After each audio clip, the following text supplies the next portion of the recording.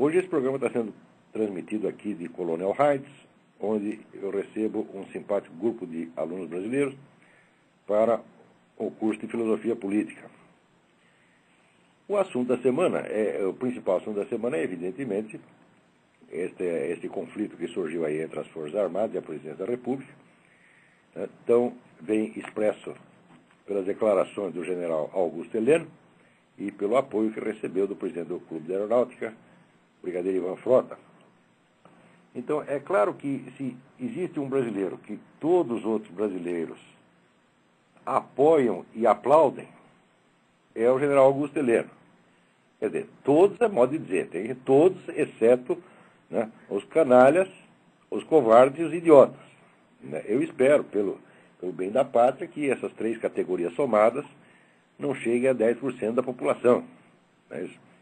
Então, não há nem o que discutir nesse caso, porque a integridade territorial é cláusula pétrea da Constituição e as Forças Armadas existem para zelar pela Constituição e não pela pessoa do seu Lula e do seu grupo. Tá entendendo?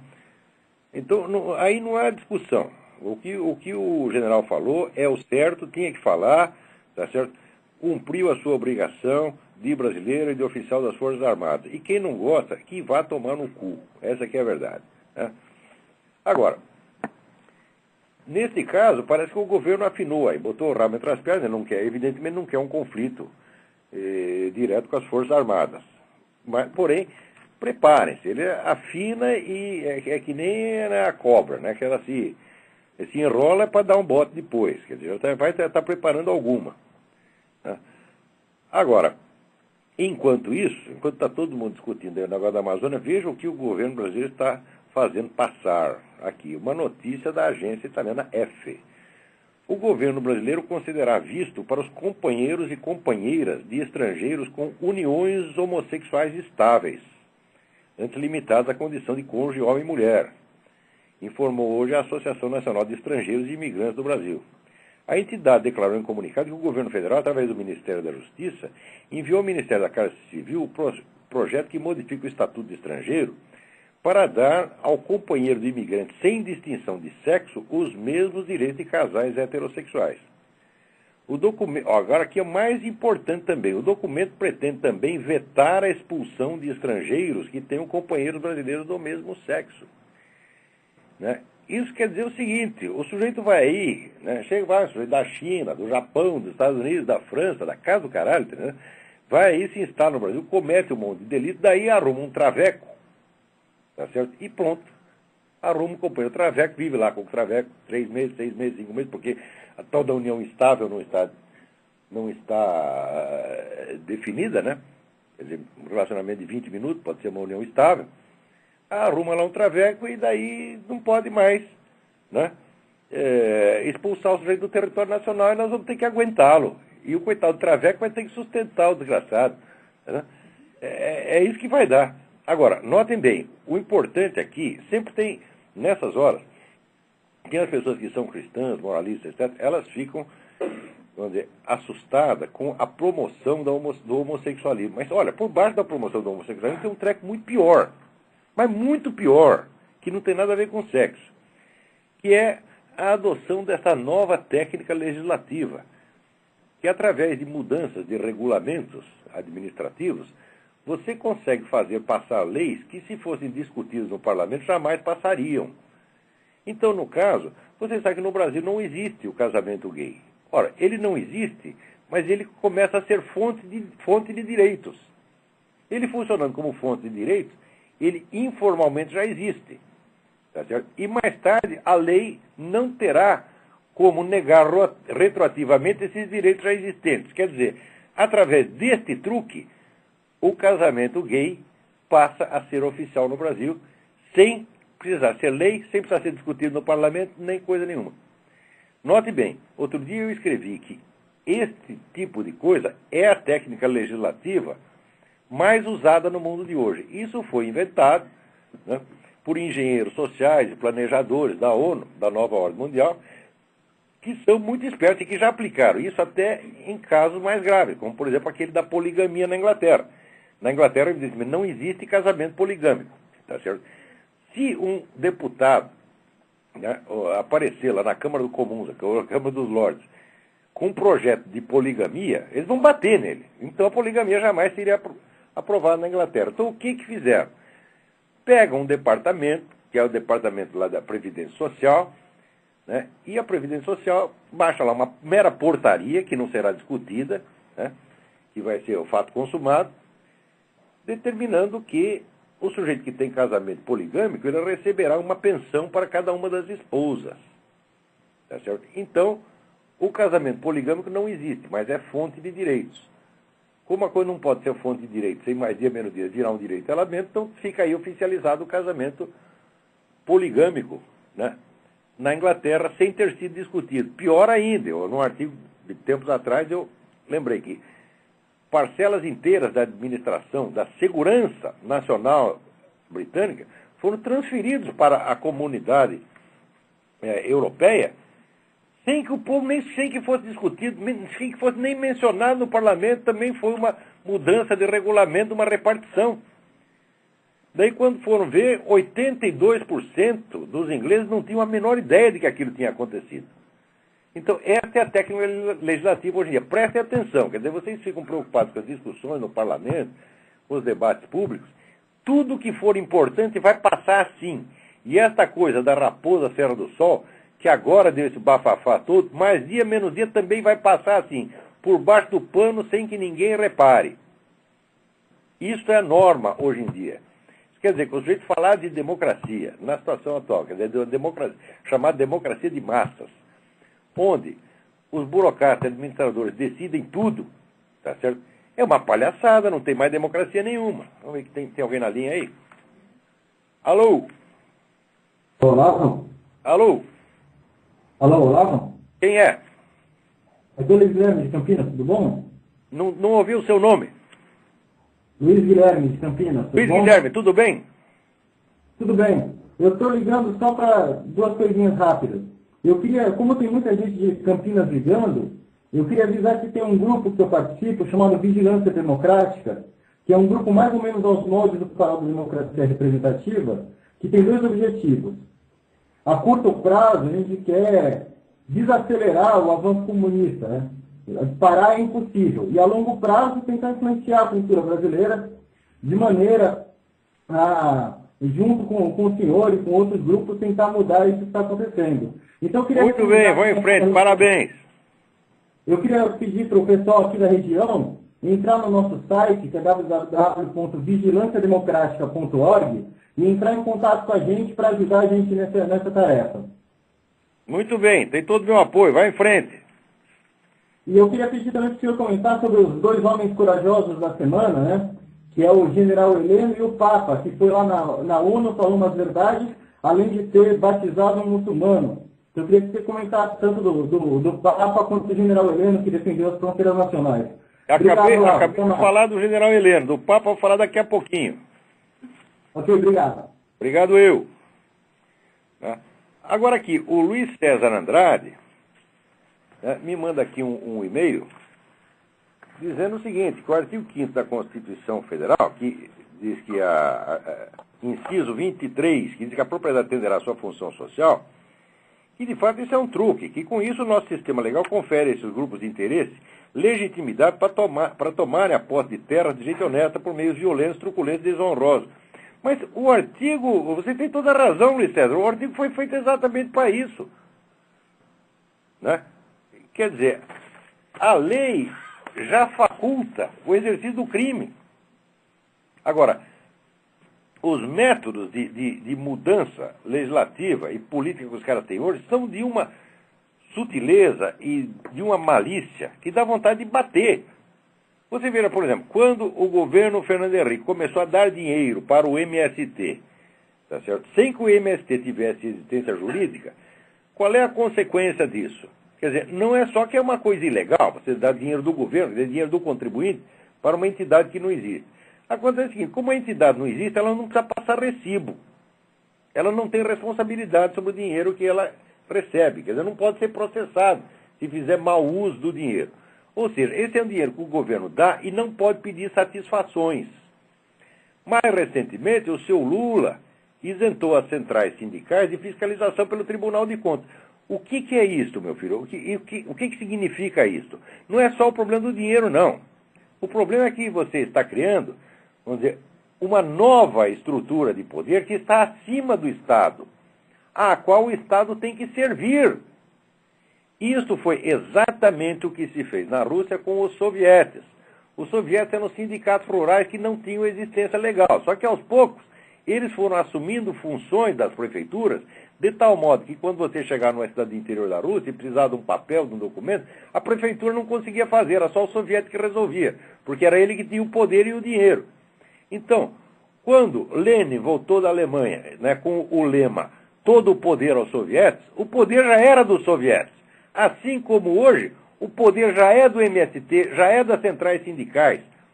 Agora, quando você explica para as pessoas que isto é exatamente uma revolução comunista, milimetricamente idêntica, né, as pessoas ficam, vão dizer, o cérebro do nego paralisa. E eles começam, não, isso é teoria da conspiração, e papapá. Quer dizer, isso é um bando, tá certo? O cérebro desses caras é constituído de titica de galinha, sem desdouro para as galinhas, tá entendendo? Então, quer dizer, pessoa que não consegue pensar, não consegue, você põe aqui 2, e daí faz a cruzinha, mais 2, igual, e põe lá a interrogação, você, não sei, pode ser. Porra, eu já estou com o saco cheio disso, não aguento mais conversar, tá com um idiota presunçoso, né? Agora, falando em idiota presunçoso, aqui tem, né, um editorial da Folha de São Paulo, no dia 17 de abril, dizendo que o apoio do presidente americano à bandeira antirrelativista de Bento XVI, né, revela os limites do pensamento conservador. Olha aqui, pensamento conservador, George Bush e Bento XVI. Espera um pouquinho, espera aí, vamos devagar. Eu, quando quero saber o que é o pensamento conservador, eu vou ler a National Review, eu vou ler o American Spectator, eu vou ler o Human Events, eu vou ler os jornais, revistas do pensamento conservador. E daí eu fico sabendo o que os conservadores pensam. Do mesmo jeito, né, que se eu quiser saber o que a esquerda soft está pensando, eu tenho que ler o New York Times, eu tenho que ler, quer dizer, eu tenho que perguntar para o sujeito qual é a opinião dele, eu não posso inventar a minha opinião. Agora, se você pegar todos os conservadores americanos, todos, sem exceção, pergunta para eles, George Bush é conservador? Todos vão dizer, jamais. Ele teve o voto conservador para livrar os Estados Unidos de 2 flagelos, um chamado Al Gore, que é o maior vigarista de todos os tempos, tá certo? E outro, o John Kerry, que era uma besta quadrada, mentiroso também pra caramba. Então, para livrar isso aí, eles votariam, tá certo? Em George W. Satanás, se fosse preciso, tá entendendo? Então, como quem tinha era George W. Bush, votaram no George W. Bush, o que não quer dizer que o consideravam um conservador. Jamais o consideravam um conservador. Em hipótese alguma. E, nos últimos anos, quando se revelou o apoio dele à proposta da União Norte-Americana, que é fundir México, Estados Unidos e Canadá, tá certo? Vamos dizer, apoio dele à anistia para os imigrantes ilegais, tá? Aí, mais que nunca, né, os conservadores estão putos da vida com ele, não querem saber de conversa com o cara. Tá? Então, da onde que a Folha tira isso que o Bush é a expressão do pensamento conservador? Né? Quanto ao Papa Bento XVI, é o seguinte, se você quer saber o que a ala conservadora da igreja pensa sobre o Papa Bento XVI, você tem que ler as publicações e ver os sites do movimento conservador na igreja.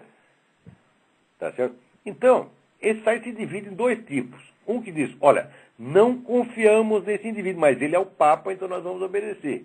Tá certo? E outros que dizem, não confiamos nele e nem sequer o aceitamos como Papa. Por quê? Ele escreveu, tem certos escritos dele de outras épocas que são escritos, francamente, heréticos. Então, como a eleição de um herege para Papa não é válida, eles concluem que o Bento XVI não é nem Papa. Isso eu estou falando, as 2 áreas do pensamento conservador. Tem uma que obedece, né, o Papa, sabendo que ele não é lá essas coisas. Mas vamos ver, bom, já que ele foi eleito, esperamos que o Espírito Santo o inspire e que ele faça as coisas direito. E o outro que nem confia e nem obedece. Isso é o que a ala conservadora pensa sobre Bento XVI. Então, George Bush e Bento XVI, só são conservador para a Folha de São Paulo. Por que a Folha de São Paulo faz isso? Porque é próprio da esquerda inventar o seu adversário à imagem e semelhança daquilo que interessa à própria esquerda. Quer dizer, ela seleciona a direita que lhe interessa, tá certo? E é essa que ela passa a combater. E com isso, o que eles fazem? Eles não estão combatendo um adversário, eles estão dominando, monopolizando e moldando o debate de acordo com as suas conveniências. Sobretudo, o que eles fazem com isso é excluir do debate a verdadeira posição conservadora. Assim como no Brasil eles chamam de conservador Fernando Henrique, Zé Serra. Fala, meu Deus do céu, Zé Serra, tá certo? É mais marxista-leninista do que Marx e Lenin somado. Tá certo? Você é um comunistão fanático. Tá certo? Mais ainda, por exemplo, as Forças Armadas, o Zé Serra odeia mais Forças Armadas do que todos os comunistas jamais odiaram. Todo mundo sabe disso. Agora, o Zé Serra vira o pensamento conservador. Fala, que palhaçada é essa? Esse é o pensamento conservador que interessa para o PT. Tá certo? Então você pega o sujeito que está um pouquinho menos à esquerda do que você, e essa passa a ser a única direita legítima. Né? E os caras que são direita mesmo, não têm direito a voz e voto. É jogado na lata e lixo da história. Vamos lá, quem é? Alô? Alô, Olavo? Sim. Olavo, aqui é o Davi Carvalho de Belo Horizonte. Davi de Carvalho, tudo bem? Tudo bem. Eu queria saber o seguinte, eu lembro que uma vez o senhor no bate-papo com o Yuri falou sobre as chances de surgir algum gênio literário no Brasil. E é o seguinte, surgiram alguns gênios em sociedades completamente decadentes do passado. E, assim, eu gostaria de saber qual que seria as chances de aparecer algo assim no Brasil e mesmo, sei lá, nos Estados Unidos decadentes. Acho que ele não pode aparecer em qualquer lugar. Se aparecer algum, eu dou um conselho para ele. Fuja! Vá para a Zâmbia! Vá para a Serra Leoa! Vá para algum lugar decente, não fique aí. Porque o que está acontecendo no Brasil não é uma decadência, é um fenômeno muito esquisito. É um fenômeno de que os debates públicos, a totalidade dos debates públicos, hoje em dia é falsificada. Não se debate. Agora, por exemplo, agora mesmo estava dando exemplo, vamos dizer, dessas grandes modificações estruturais que são feitas por meio de meras medidas administrativas sem que ninguém fique sabendo, ninguém discute. Enquanto isso, a totalidade da mídia está discutindo outra coisa. Quer dizer, virou o reino da desconversa universal. Dentro disso, todo mundo fica idiota. As pessoas ficam fracas. Eu vou te dar um exemplo. Por exemplo, o general Augusto Heleno, grande homem, grande brasileiro, homem sério, tá certo? Ele está percebendo que tem um treco errado. Então, o que ele diz? A política indigenista do governo é caótica.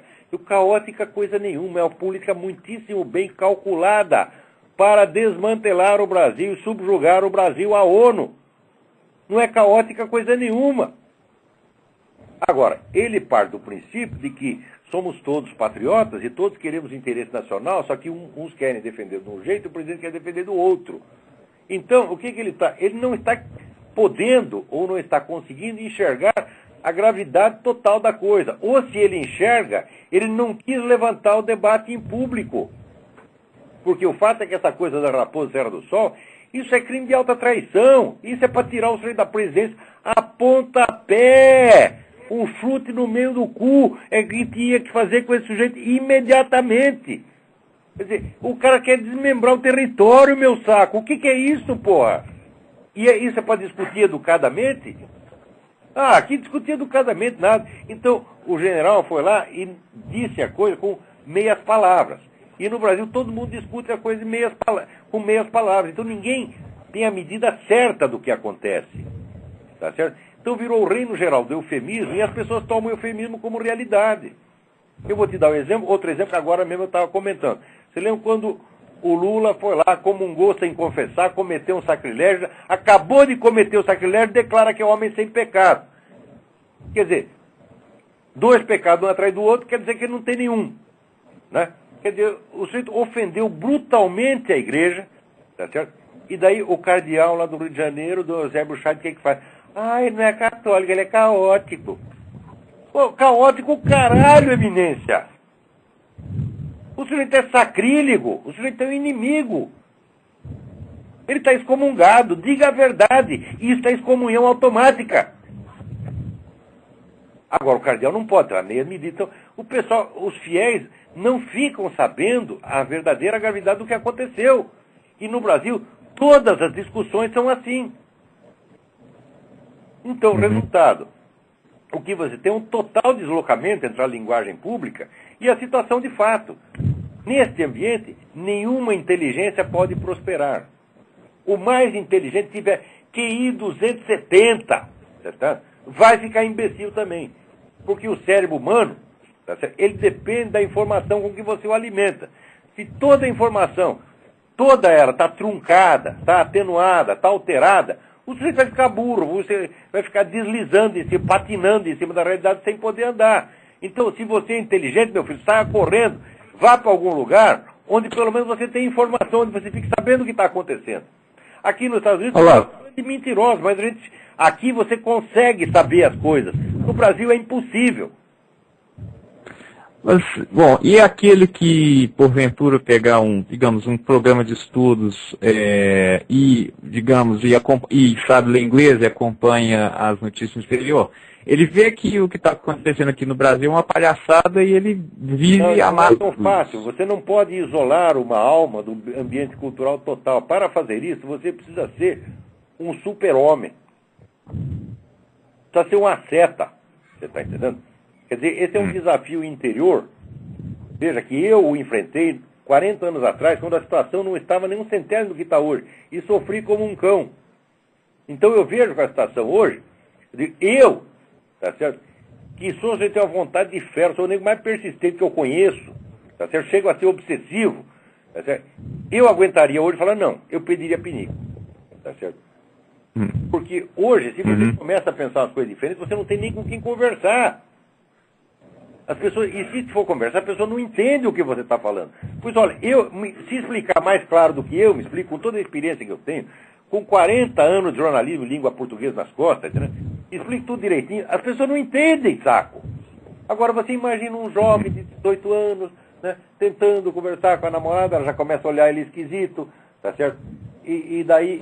isso aí, eu sei como é que é. Você sabe como que é. O negócio é fogo, não é brincadeira, não.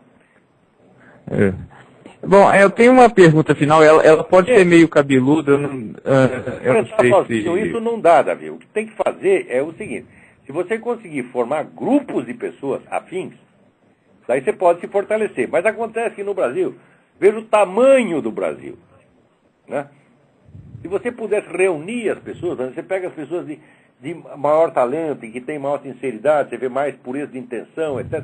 Reúne essas pessoas para que se fortaleçam. Só que é o seguinte, um está no Pernambuco, está no Rio Grande do Sul, está no Amazonas e não tem dinheiro para se juntar, porra. Você veja, uma vez eu fiz um estudo com os meus alunos no Rio de Janeiro de quais eram os fatores que fomentavam esses grandes surtos culturais do passado. O fator número 1, tá certo? Era a convivência direta entre as melhores pessoas. Como aconteceu, por exemplo, em Viena, ou na Universidade de Paris na Idade Média. E como aconteceu no Brasil, no Rio de Janeiro, no Brasil dos anos 30 e 40, que era realmente a cidade maravilhosa. Todo mundo convergia para lá. Né? Você veja a história, por exemplo, comovente do meu falecido amigo Herberto Salles, tá certo? Que escreveu lá um esboço de romance e mandou para o Aurélio Buarque de Holanda, no Rio de Janeiro. O Herberto Salles morava no interior da Bahia, né? E mandou esse romance para o Aurélio Buarque de Holanda, que era um sujeito já famoso. Então, o Aurélio leu aquilo e disse, venha para cá, meu filho, venha para o Rio de Janeiro. Aqui você vai ter um ambiente. Então, você chegar no Rio de Janeiro, tem aquele bando de escritores sérios, responsáveis, tá certo? Artistas conscientes, que criavam um meio para você e ali você podia florescer. Hoje não tem nada disso. Tá horrível. Saia correndo ou homem. Eu já vi várias situações em que... Vai ser prêmio Nobel de elasticidade escrotal. Meu Olavo, eu tenho. Realmente não faltaram ocasiões em que, digamos, numa roda de amigos assim, mesmo assim, o pessoal tá falando uma coisa e eu tô pensando outra já, porque assim, não tem Mas a nem gente por tá onde falando uma coisa, os começar. caras estão falando uma coisa, a gente tá pensando outra, ele acaba ficando maluco. Falando sozinho. Eu fiquei falando sozinho anos a fio. Mas eu sou um caso especial. Olavo, eu tenho uma segunda pergunta, eu vou fazer e vou desligar. Talvez seja uma pergunta. Pode ser uma pergunta meio cabeluda, mas é o seguinte.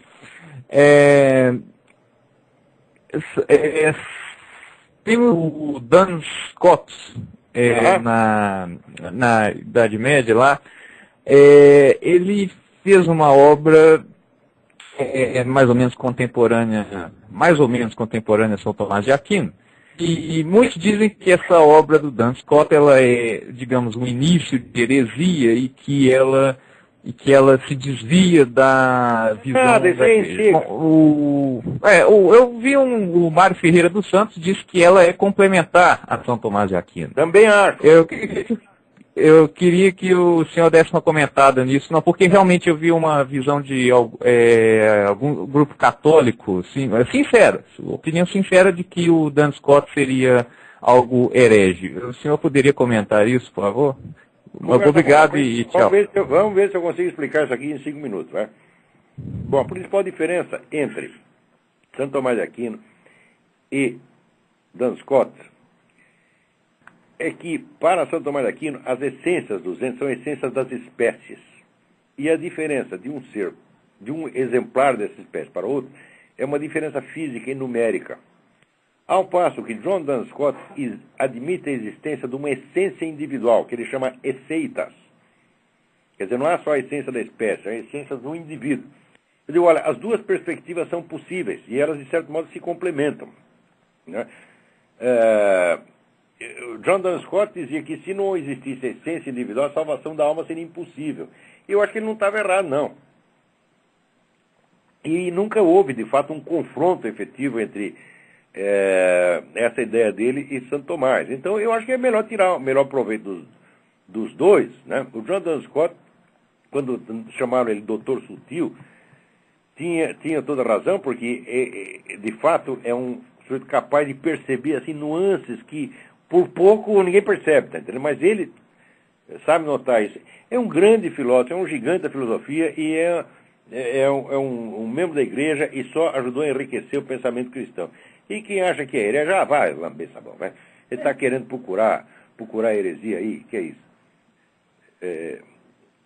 Peraí, tem mais alguém na linha aí? Alô?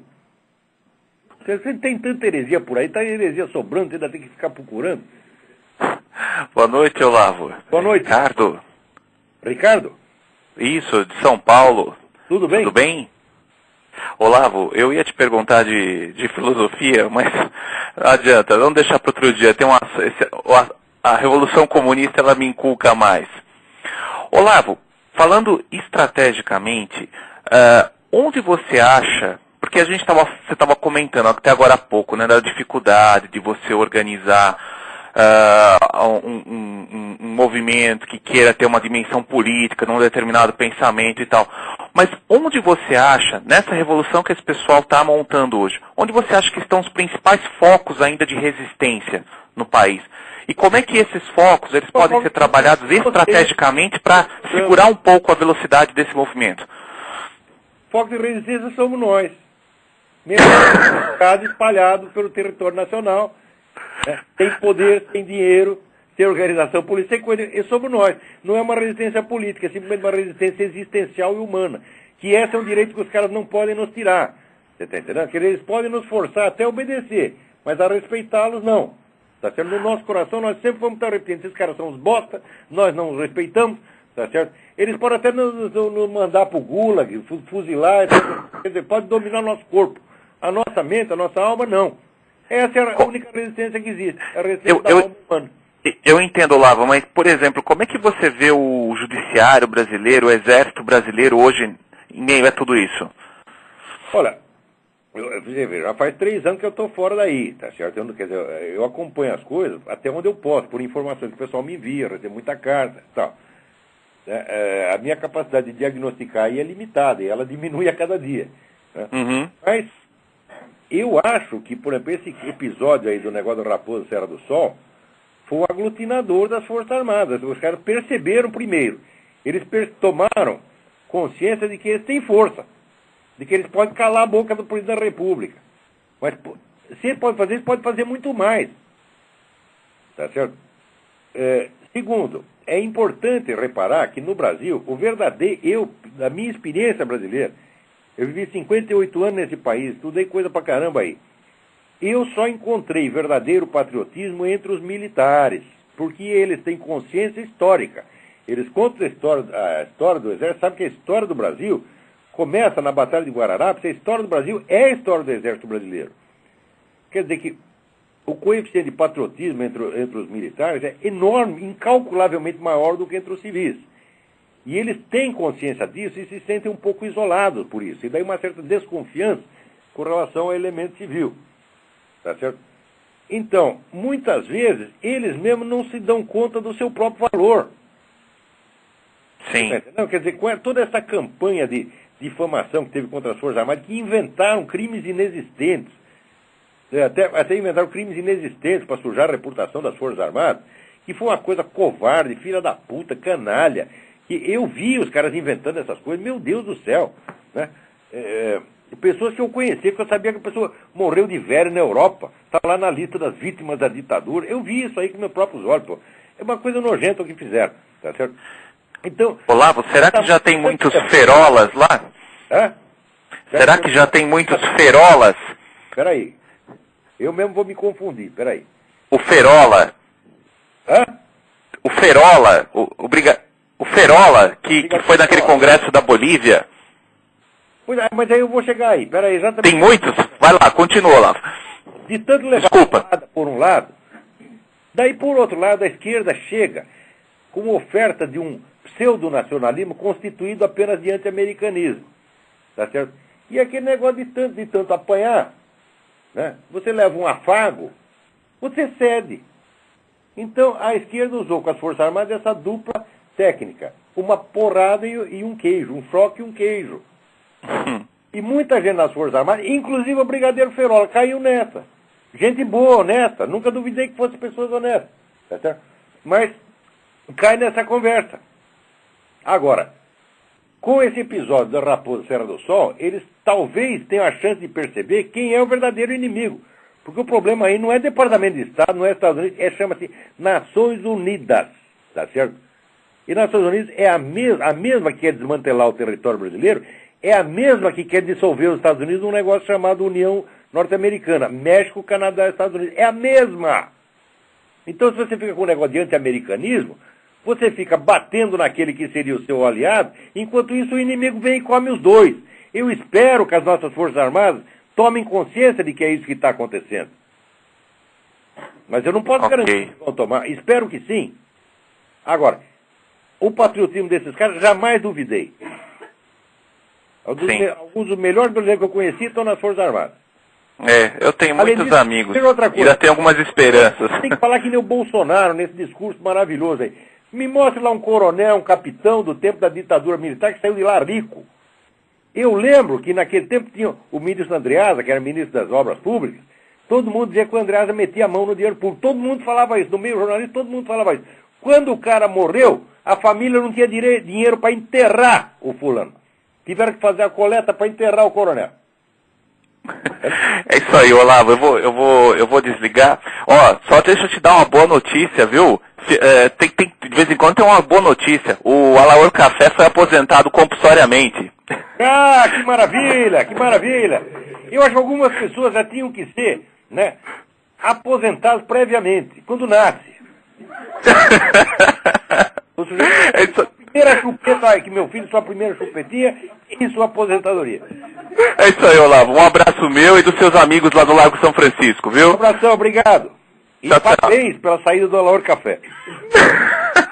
Falou. Agora, peraí, tem mais alguém aí? Eu quero ler aqui uma obra magna do Hélio Schwartzman, vocês não me deixam comentar. O Hélio Schwartzman tem uma característica. Tudo que o Hélio Schwartzman escreve é errado. Tudo. Ele sempre escreve errado. Então, a priori, já sabe que saiu dele, já vem besteira. Mas dessa vez ele caprichou, porque ele comentando esse caso da menina Isabela, né, esse crime horroroso, né, ele diz aqui que, ora, afinal de contas, por que vocês estão tão espantados assim? O amor às crianças, né, é uma coisa recente na história humana, foi uma invenção cultural, né? Ele até cita aqui o historiador francês Philippe Ariès, mostra as mudanças culturais que estão por trás do amor que hoje sentimos pelos nossos filhos. A ideia de que os filhos devem ser amados é, antes de mais nada, uma criação recente. Durante a Idade Média, era menos do que uma abstração. Em sua configuração moderna, o conceito só surge na Europa nos séculos XVI e XVII e entre os mais ricos. E ele se dissemina pelos outros estratos apenas em finais do século XIX e início do XX, quando as taxas de fecundidade e mortalidade infantil baixam significativamente. A infância no antigo regime era vista de um modo muito diverso de hoje. Uma criança não passava de um projeto de adulto. Para Ariès, a função da família no antigo regime era basicamente de perpetuar o patrimônio e os costumes. Então, o amor ao filho só vai se desenvolver plenamente com o advento da família burguesa. Mas olhem quanta maravilha. A primeira coisa é a seguinte, ele reconhece o seguinte: a circuitaria cerebral responsável por esse, digamos, amor às crianças é comum a vários mamíferos. Não é isso? Eu sei, eu vejo que a minha cachorra, por exemplo, se some, os filhinhos dela ficam desesperados, fica o dia inteiro cuidando dos bichinhos, dando banho neles, etc. Né? Então, ora, o camarada diz que ele é um evolucionista darwiniano. Agora, se é evolucionista darwiniano, você vai me explicar como é que é uma coisa que os bichos já sabiam, como é que a humanidade desaprendeu e teve que reaprender depois do final do século XIX. Quer dizer, como é que a evolução animal vai explicar uma evolução desse tamanho, onde os caras vão abaixo do nível dos cães e dos orangotangos, em primeiro lugar. Segunda coisa, né? Você vê que maravilha, no antigo regime a criança era apenas, vamos dizer, para preservar o patrimônio, né? E o amor aos filhos só vai se desenvolver com o advento da família burguesa. Mas, caraca, não foi o capitalismo que, segundo vocês, transformou tudo em valores monetários? Era o antigo regime que fazia isso?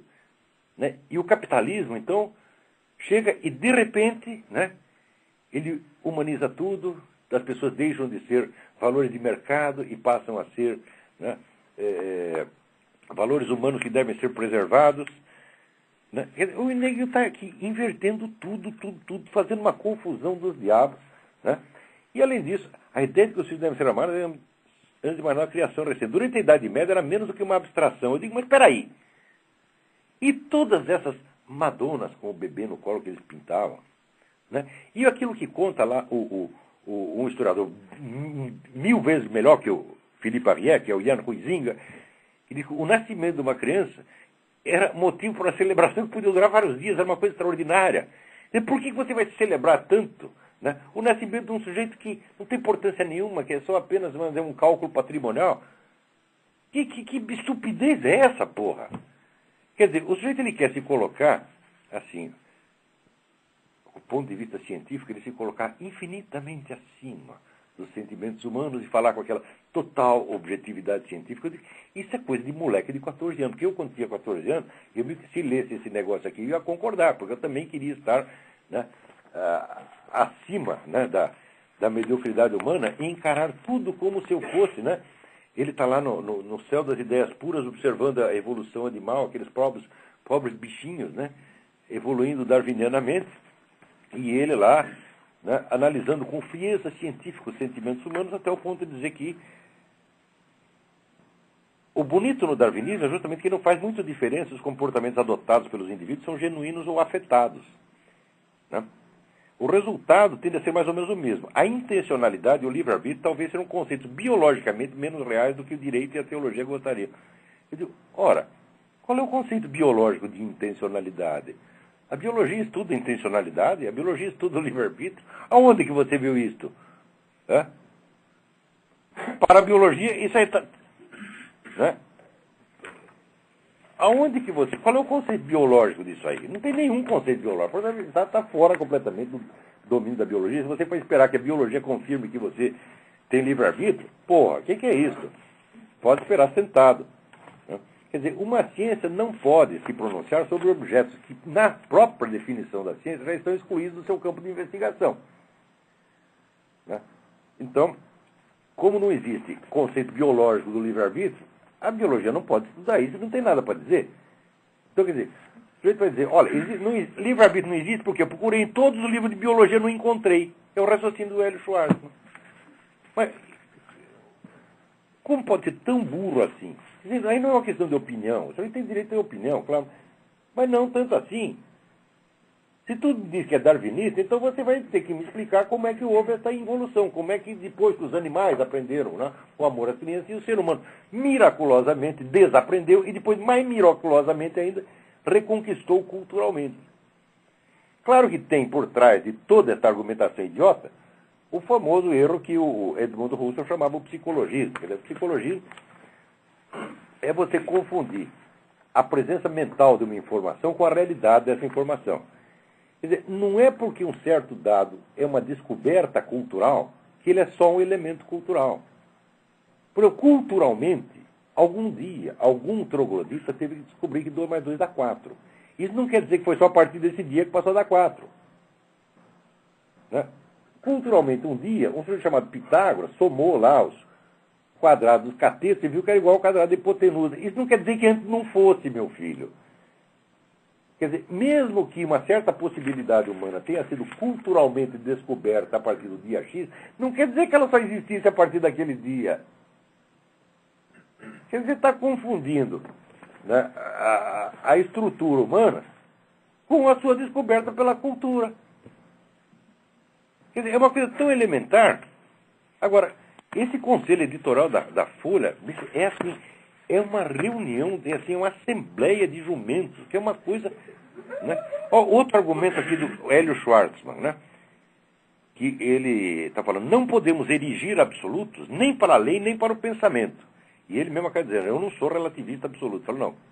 Se não podemos erigir absolutos nem para a lei, nem para o pensamento, então todos os absolutos estão excluídos. E isso é exatamente o que é o relativismo absoluto, ao qual você diz que não adere. Não podemos erigir absolutos, nem para a lei, nem para o pensamento, sem escancarar as portas para os piores fanatismos. Se o direito à vida, desde a concepção, é sempre e em todo caso inegociável, torna-se lícito e até virtuoso assassinar médicos que praticam o aborto. Ora, que eu saiba, quem diz que a vida é sagrada desde a concepção é a igreja. Agora, me procura algum mandamento da igreja que diga que é lícito pecar contra o pecador. A igreja jamais disse isso. De onde que você tira a relação lógica, tá certo, entre a sacralidade da vida e o crime, tá certo, cometido supostamente em defesa dela? Quer dizer, você está vendo uma coisa como consequência lógica da outra. Quer dizer, a ilicitude do aborto corresponde para a sua cabecinha à licitude do homicídio. Ora, porra, isso aqui... O meu cachorro sabe que não é assim. Ele tem alguma noção de lógica. Né? Agora, esses camaradas da Folha são tudo iluministas. Né? Existe um estudo maravilhoso do chamado Paul Elie, que chama A Idade de Minerva, que é sobre iluminismo. Então, o subtítulo é A Razão Antirracional. Né? Então, a suposta razão iluminista era apenas um estereótipo inflado pra caramba que destrói a possibilidade da razão mesmo. Tem um artigo que eu vou publicar esta semana, vou explicar isso direitinho. E a Folha é o templo do iluminismo brasileiro.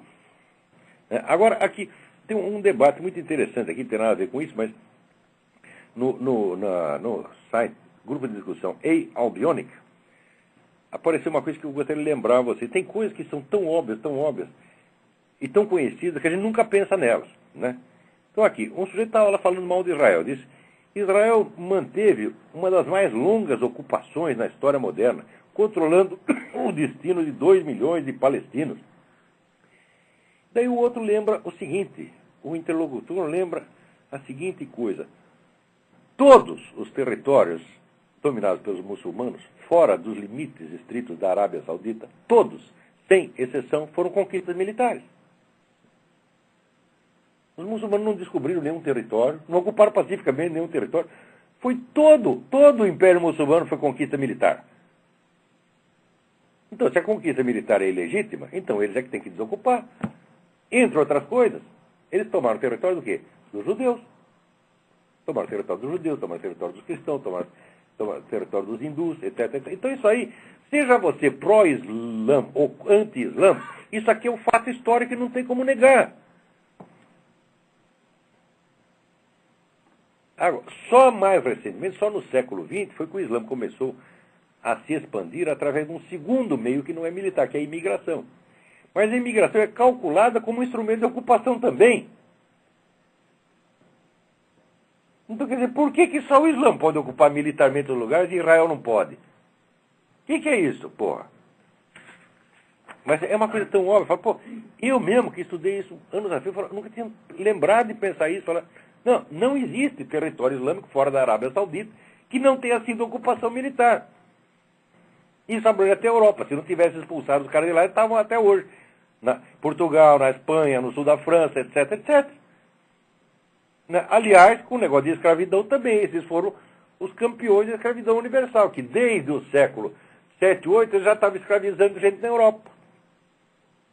Não é isso? E mais ainda, dessas tropas muçulmanas que foram na Europa, tem uma boa parte de negros africanos. Tanto que a expressão mouro é uma expressão difusa que significa tanto árabe quanto negro. Então os mouros chegavam lá e escravizavam os caras na França, na Inglaterra, na Espanha e levavam para ser escravo na Meca. Isso, 8 séculos do primeiro português chegar na África. Agora, depois apareceram a Europa, que é a grande força escravizadora. Então só falta. Tem cara que diz até que os Estados Unidos é o campeão da escravidão. Quer dizer, por que nós somos obrigados a engolir essas loucuras todas, né, e responder educadamente? Né? Ora, porra. Né? Agora, tem aqui uma carta muito interessante do Vinícius Oliveira. O que o senhor pensa a respeito de certas soluções totalizantes para a civilização universal?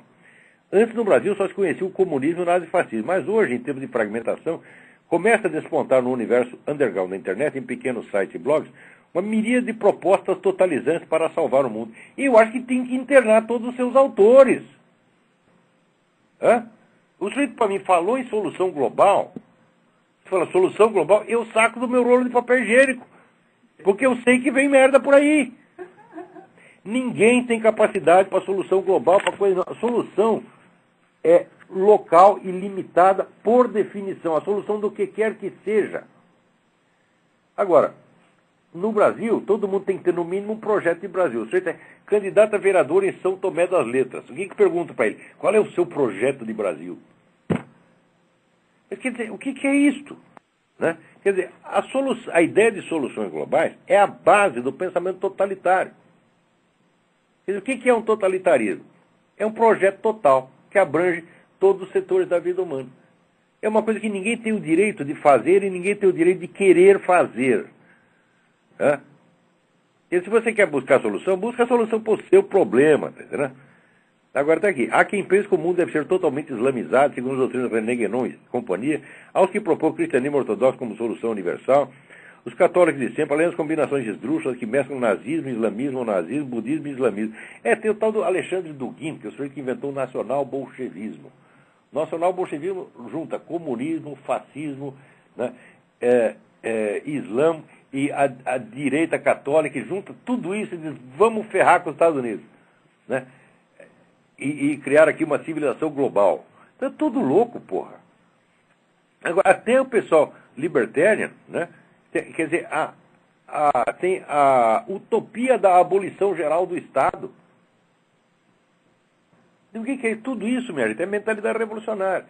A característica da mentalidade revolucionária: inventar um futuro maravilhoso e interpretar a história anterior à luz desse futuro maravilhoso. Como se tudo estivesse se encaminhando para lá. Esse futuro jamais chegou, jamais chegará, por definição, porque quanto mais você se desloca no tempo, mais o futuro vai indo para frente junto com você. Tá certo? Que nem a cenoura de burro. Então, a estrutura do pensamento revolucionário é uma cenoura de burro. Você vai para frente, a cenoura vai mais ainda. Tá certo? Então, qualquer coisa que vier com solução global, eu vou dar um conselho para você. Se você vier com a solução global, bata nele. Não é uma solução global, mas é uma solução local perfeitamente eficiente. Peraí, tem alguém aí na linha. Alô, quem é? Olavo? Eu? Opa, Olavo, oi, tudo bem? Tudo bem? Eu vou sair um pouquinho do assunto, que eu fiquei com uma dúvida, né? Pertinente aqui, eu acho que o senhor é a única pessoa que poderia me tirar essa dúvida. Vamos lá. A física que é chamada física quântica, ela vai contra o princípio de o princípio do terceiro excluso? Claro que não. Claro que não. Nenhuma contradição observada no terreno dos fatos tem nada a ver com os princípios lógicos. Nada.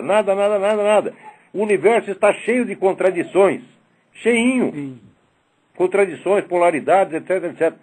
Como é que um fato pode abolir uma relação lógica? Isso é de uma estupidez. Eu já li muita gente falando isso. A física quântica abole o princípio de identidade terceira exclusa. Mas como? Para você poder expressar essa contradição, para você poder pensá-la, você precisa do princípio de identidade terceira exclusa. A lógica é uma ciência de relações formais que expressa a estrutura da possibilidade. Todos os fatos existentes, para existir, têm que ser possíveis. Então, nenhuma relação lógica pode ser impugnada por nenhum fato observado. Isso é o que se chama doença do psicologismo.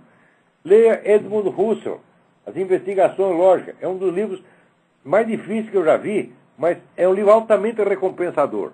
Você ficar um ano... Olha, tem uma introdução das investigações lógicas, que tem lá umas 200 páginas. Se você ficar um ano lendo isso, vai te vacinar contra tanta besteira, mas tanta que você nem imagina. Eu praticamente não vejo o sujeito abrir a boca para lançar nenhuma teoria nova que já não esteja lá impugnada pela crítica do Edmund Husserl ao psicologismo, que eu acho, até onde vão os meus conhecimentos, é a refutação mais bem feita que alguém já fez de alguma coisa, porque ele não deixa escapar aspecto algum. Então, isso que o sujeito diz, que a física quântica impugna o princípio de identidade terceira exclusa, isso já está explicado de antemão. Antes que o idiota pensasse essa porra, nem tinha física quântica ainda, Edmundo Husserl já tinha explicado que isso é uma impossibilidade pura e simples. E se o sujeito vem com essa conversa, a resposta é aquela: vai tomar no cu. É isso aí, Olavo. Uma segunda pergunta e eu vou desligar. Em relação, uma vez eu vi no Orkut um debate sobre a questão dos princípios filosóficos da existência de Deus, do princípio ontológico e do princípio das 5 proposições de São Tomás de Aquino apresentadas, né? E da crítica, né? Muita gente discordando da crítica que Tomás de Aquino colocava contra o princípio ontológico. Só que lendo Mário Ferreira dos Santos, eu fiquei impressionado na síntese, né? Que ele colocava na questão desses dois princípios, né? Em vez de ele excluir um ou outro, ele conseguiu colocar, né, esses princípios, um complementando o outro. Aí, se eu pudesse... Certamente. A compreensão que o Mário Ferreira tem da filosofia escolástica no seu conjunto, na totalidade do seu desenvolvimento, é um dos fenômenos intelectuais mais maravilhosos que eu já vi. Ele entende tudo. Dá a impressão que ele estava lá, dá a impressão que ele estava sentado na Universidade de Paris conversando com aqueles caras. Ele entende a coisa por dentro. Porque a gente vê que ele faz um salto, vai de Parmênides para poder salvar, para poder combinar com Tomás de Aquino, para poder combinar com Santo Anselmo, vendo que não há uma contradição, que o Tomás de Aquino fez uma crítica, né, que essa crítica não é absoluta em relação ao princípio. Não é mesmo. Não é mesmo. Porque ele não é mesmo. Outra coisa, eu mesmo escrevi um negócio baseado defendendo o argumento de Santo Anselmo contra a crítica do Kant. Eu acho o argumento de Santo Anselmo imbatível. Logicamente ele é imbatível. E não tem por onde escapar. Não, ontologicamente. Eu também não, eu li esse... Não sei se você viu isso aí, está na minha página. Eu leio sempre porque eu sou muito burrinho, então eu sempre estou lendo, repetindo, vendo aquilo ali, eu estudo aquilo ali de uma forma que assim, quase sistemática. Eu também tenho que ler, porque eu escrevo o negócio, daí no dia seguinte já esqueci. Daí eu vou ler e falo, porra, mas até que esse negócio está certo. Não, eu sempre leio, sempre comento isso. Aí eu não dou muita opinião quando eu não tenho muita certeza sobre a questão. Então vejo só as discussões. Melhor coisa, eu acho que a gente tem que fazer um voto de pobreza em matéria de opiniões. Só deve ter opinião sobre aquilo que nos interessa profundamente, que a gente está disposto a estudar e que a gente está disposto a responder pelas nossas opiniões. Se não, vai ter opinião para quê? Opinião já sugeri que as pessoas... a invenção do supositório de opinião. Tá certo? A opinião é... Ele compra a cápsula vazia na farmácia, põe a opinião lá dentro e já sabe o que fazer. A opinião, na verdade, é o campo comum da mediocridade intelectual, na verdade. É isso mesmo, é isso mesmo. Muito obrigado, Olavo. Obrigado eu esqueci de me apresentar, sou o Leonardo. Você sempre quando eu mando e-mail pro senhor, antigamente você tinha mais tempo para responder, eu agradeço. O negócio aqui está bravo, são centenas de e-mails por dia. Mas está muito bom, assim. Obrigado pela sua participação.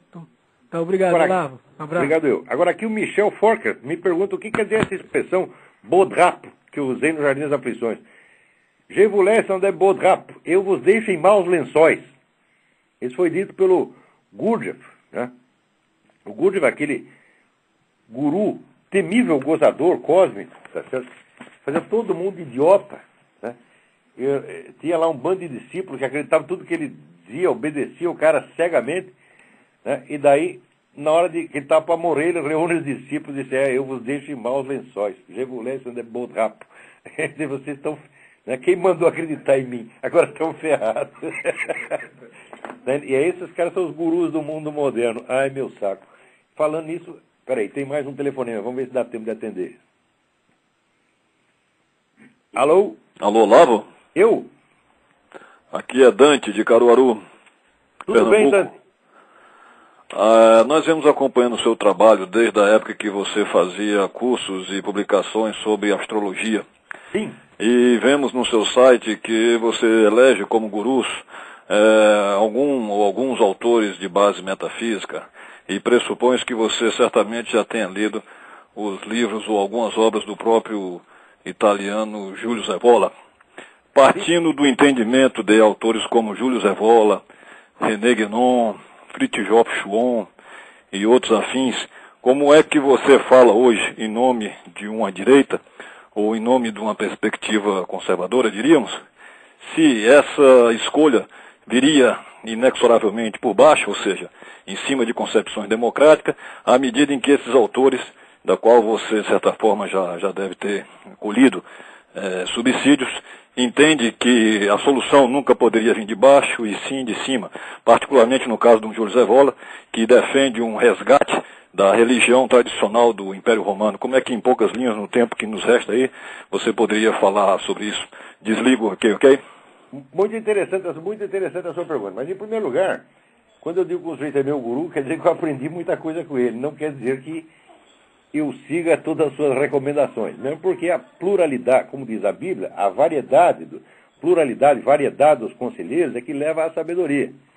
Tá certo? Então ali você vai ver que tem gurus de índole muito diferente. Tá certo? Você tem lá o Ludwig von Mises e o René Guénon, tá certo? Você tem o padre Lonergan e o Júlio Evola, tá certo? Eu aprendi com todos eles, tá certo? Ok. Incorporar todas essas lições, né, me permite, às vezes, tirar algumas conclusões e ensinar, mas não me permite primeiro falar em nome de uma direita, eu só falo em meu próprio nome. Não tem nenhuma direita pelas minhas costas. Né? Se tiver e quiser que eu fale em nome, por favor, pague primeiro. Tá certo? Se eu falar em nome, né, custa algum dinheiro. Está pensando que eu vou falar em seu nome, né, de graça? Ora, vá a merda. Né? Então, eu falo em meu próprio nome porque eu pago o meu próprio trabalho, tá entendendo? Então, isso é somente a minha visão das coisas. Eu pretendo que ela tenha uma validade objetiva e, para isso, forneço as provas quando possível. E, quando é o caso de dúvida, eu digo, não sei. É só isso. Eu não estou ligado a nenhuma corrente política. E, note bem, hoje quem está sendo influenciado pelo Júlio Evola é o tal do Alexandre Duguin, que é um maluco total. Aliás, o Júlio Evola também era um maluco total. Não tem menor... Era um grande gênio e é um dos caras que mais entenderam essa coisa da alquimia, profundamente. Mas... o cara queria restaurar o Império Romano, acabar com a cristandade. Ele é maluco, porra. Tá certo? Num dos seus artigos, você que está no seu site, você fala basicamente que existe hoje 4 grandes movimentos no mundo. Se a memória não me traz, seria alguma coisa em torno da globalização. 4 seria processos de globalização, né? a globalização, teria o islamismo, teria o socialismo, e parece-me que teria um caso em nome dos Estados Unidos, que seria como, não o imperialismo yankee, como é colocado aqui pela mídia da esquerda, mas seria, vamos dizer assim, a tradição cristã, capitalista, como entende a cultura americana com a sua formação jesuítica. A pergunta que eu lhe faço é, a maioria desses grupos, você bem falou que não existia um poder centralizado, não existia uma unidade política, e sim movimentos atomizados, isolados. Eu sempre tenho distinguido muito bem o que é o islamismo como movimento e fato do homem e o que é o Islã. A pergunta que eu lhe faço é, partindo do pressuposto que a tradição islâmica é a única que se mostra viva do ponto de vista do seu arcabouço doutrinário, do ponto de vista das suas fontes estarem ainda legítimas, a sociedade... Eu acho que o cristianismo está inteiro. Socialmente ele está inteiro? Eu acho que o judaísmo está inteiro, eu acho que o hinduísmo está inteiro. Quer dizer, esse privilégio islâmico eu não reconheço de maneira alguma, não. Porque Cristo, quando veio, ele não reconheceu o Estado romano, ele não tinha uma solução social, parece-me que ele só tinha uma solução individual. Cristo não tinha solução global. Jamais ofereceu uma solução global. Olha, você está dizendo, muitos são chamados de poucos escolhidos, ele já está dizendo, a priori, não há solução global. Tá? Há solução para alguns, que quiserem. Se o próprio Cristo, né, limitou a esfera da sua ação àqueles que a aceitavam voluntariamente e de coração, por que vai qualquer tecnocrata bunda aí da ONU dar solução global? Né? Quer dizer, seja inspirado pelo globalismo, pelo islamismo, pelo socialismo, pela América, qualquer coisa. Veja, a proposta americana, vale a pena espalhar a proposta americana para o mundo? Claro que não. Também é outra solução global. Nós vamos implantar a democracia, né, americana na China. Não vai dar, porra. Quer dizer, quanta pretensão. E eu acho que o grande problema são as soluções globais. O mundo estaria melhor se não tivesse tanta gente tentando melhorá-lo. Quer dizer, isso é uma psicose que foi inserida na cabeça do mundo pelo próprio movimento revolucionário, a mania das soluções globais e das grandes utopias. Nós temos que baixar a bola, entendeu? Então, agora, falar em baixar a bola, nós já temos que baixar a bola aqui que o nosso horário... Pois tá bom, boa noite. Obrigado pela sua colaboração. Até mais. Se eu não respondi direito a sua pergunta, você volta a semana que vem. Um abração. Inshallah, tá. Boa sorte para todos, até a semana que vem.